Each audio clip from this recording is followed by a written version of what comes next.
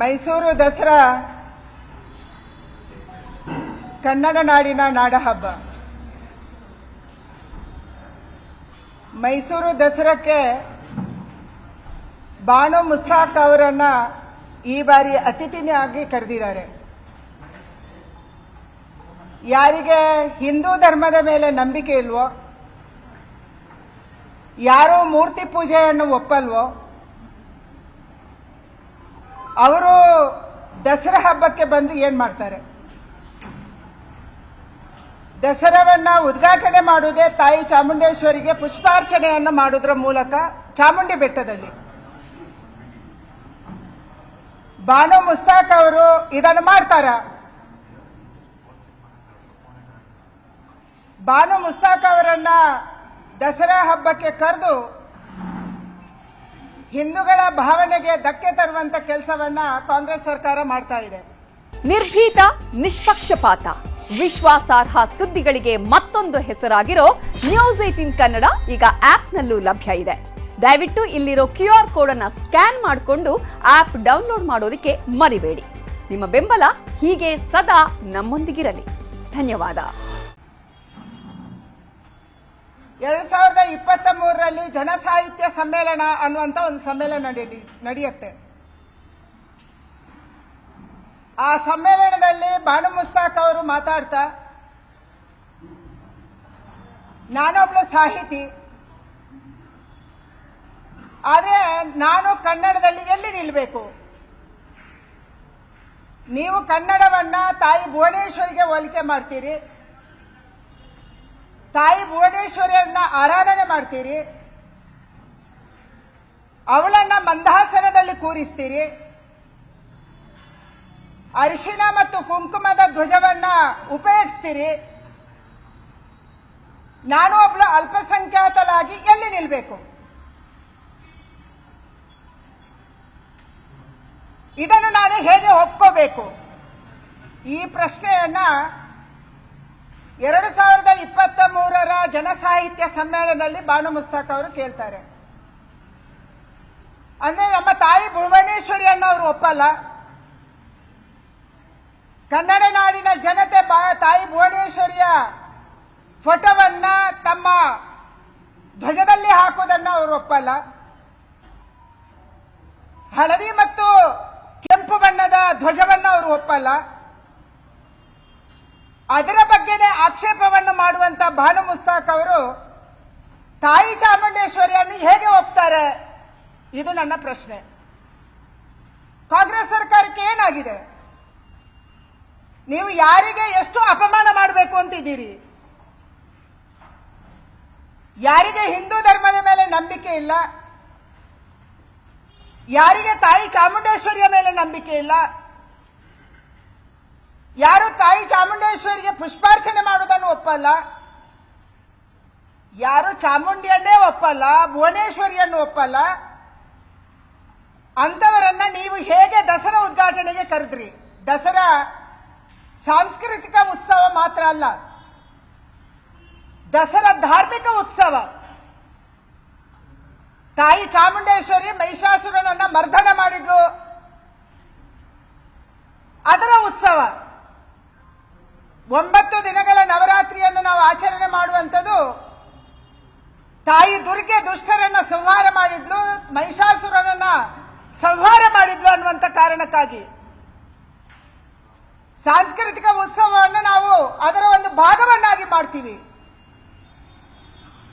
ನಮ್ಮ ಸರ್ಕಾರದ ಅವಧಿಯಲ್ಲಿ ಬೇರೆ ಬೇರೆ ಉತ್ಸವಗಳನ್ನು ಅದರ ಜೊತೆ ಮಾಡಿದ್ವಿ ನಾವು.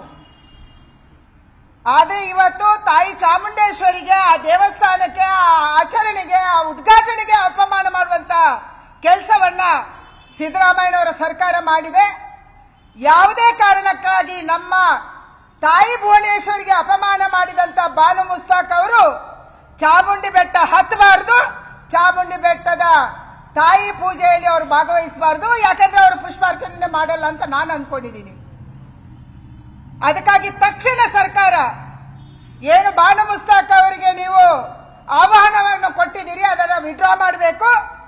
ನಮ್ಮ ಧರ್ಮದ ಬಗ್ಗೆ, ನಮ್ಮ ವೈಚಾರಿಕತೆ ಬಗ್ಗೆ, ನಮ್ಮ ಸಂಸ್ಕೃತಿ ಬಗ್ಗೆ, ನಮ್ಮ ಧಾರ್ಮಿಕತೆಯ ಬಗ್ಗೆ ಯಾರಿಗೆ ವಿಶ್ವಾಸ ಇದೆ ನಂಬಿಕೆ ಇದೆ. ತಾಯಿ ಚಾಮುಂಡೇಶ್ವರಿಯ ದರ್ಶನವನ್ನ ಮಾಡಿ ಪುಷ್ಪಾರ್ಚನೆ ಮಾಡ್ತಾರೆ ಅಂತವರನ್ನು ಮಾತ್ರ ಈ ದಸರಾ ಉದ್ಘಾಟನೆಗೆ ಕರಿಬೇಕು ಅನ್ನುವಂತ ಆಗ್ರಹವನ್ನು ನಾನು ಮಾಡ್ತಾ ಇದ್ದೀನಿ. ನಾನು ಇಂಡಿ ಸರ್ಕಾರಕ್ಕೆ ಕೇಳಕ್ಕೆ ಇಚ್ಛೆ ಪಡ್ತೀನಿ, ಏನ್ ಮಾಡಕ್ಕೆ ಹೊರಟಿದ್ದೀರಿ ನೀವು?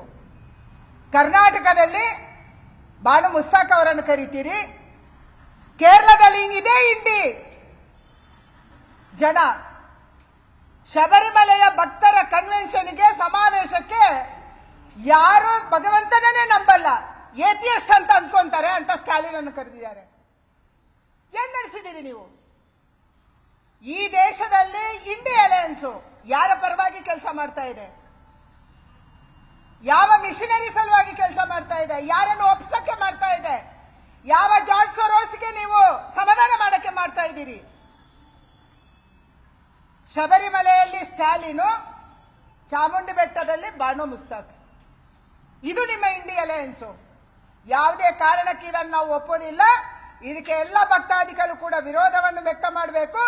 ಕಾಂಗ್ರೆಸ್ ಸರ್ಕಾರ ತಕ್ಷಣ ಬಾನು ಮುಸ್ತಾಕ್ ಅವರ ಹತ್ರ ಕೇಳಬೇಕು, ನೀವು ತಾಯಿ ಚಾಮುಂಡೇಶ್ವರಿಗೆ ಪುಷ್ಪಾರ್ಚನೆ ಮಾಡ್ತೀರಾ?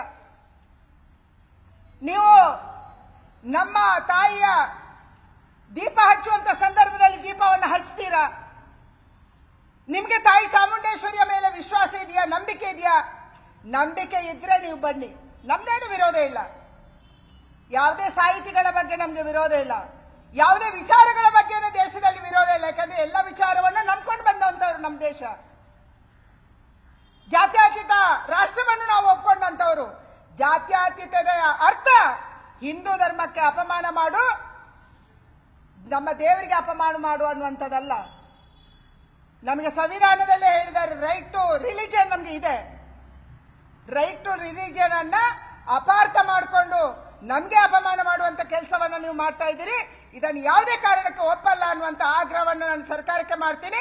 ತಕ್ಷಣ ನೀವು ಬಾನು ಮುಸ್ತಾಕ್ ಅವರನ್ನು ಕಾಂಟ್ಯಾಕ್ಟ್ ಮಾಡಬೇಕು.